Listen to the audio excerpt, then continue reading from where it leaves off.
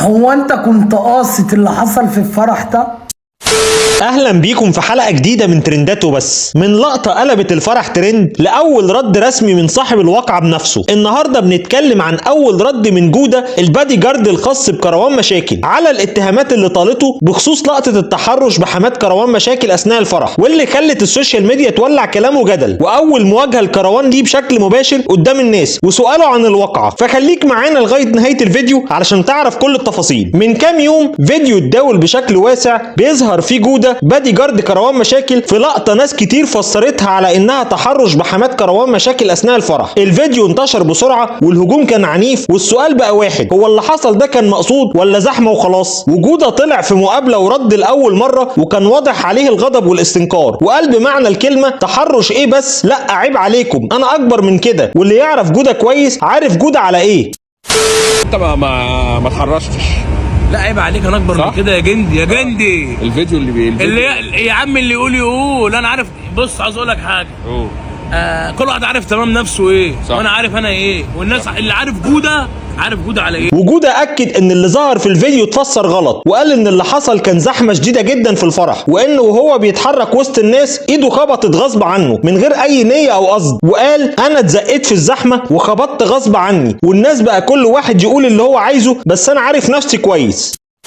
هي زقت عليك بس، او زقت غصب عني، انا بالزحمه في ايدي خبطت يا عم، غصب عني يا عم. صح.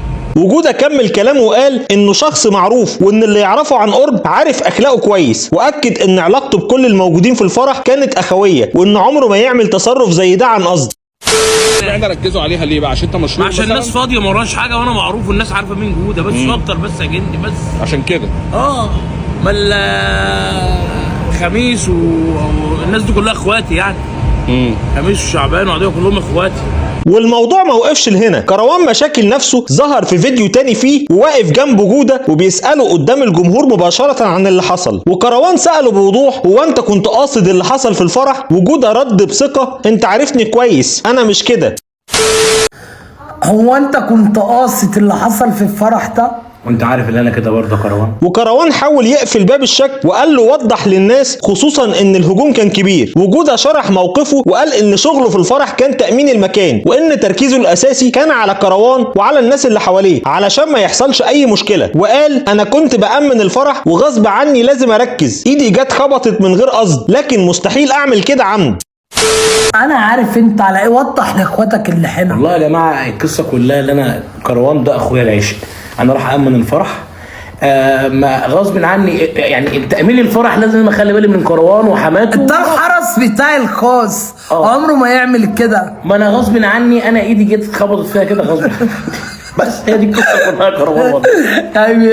يا الحمد لله، بس هو اقسم بالله ما قاصد. يا عم انت بتضحك ليه يا عم؟ ما بضحكش. ماشي. انا مستغرب بس الناس كتير انتقدتني يا كروان. لا يا جماعه والله العظيم ما واللي عارف جوده عارف اللي انا على ايه يا كروان، وربي ما قصده يا جماعه، واحلى اخوات في الدنيا كلها. كروان مشاكل حبيبي يابا. وبعد رد جوده ودفاع كروان عنه قدام الناس، هل كده القصه خلصت ولا اللقطه دي هتفضل مطارده للطرفين؟ وخصوصا ان فيديوهات السوشيال ميديا دايما بتفتح باب التأويل. وقولوا لنا رايكم بقى في الكومنتات، هل شايفين اللي حصل ده سوء فهم ولا كان لازم اعتذار او توضيح اقوى؟ ولو عجبكم الفيديو ما تنسوش تعملوا لايك وتشتركوا في القناه، واستنونا دايما مع كل جديد مع قناتكم ترندات وبس. سلام.